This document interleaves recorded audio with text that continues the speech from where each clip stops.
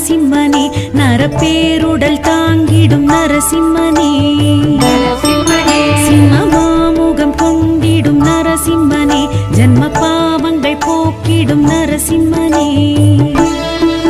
பிரகலாதனு கருள் செய்த நரசிம்மனே, சிறு தூணிலும் தோன்றிய நரசிம்மனே, துர்கிரணிய வதம் செய்த நரசிம்மனே, இடி ராவணாந்தகனி நரசிம்மனே.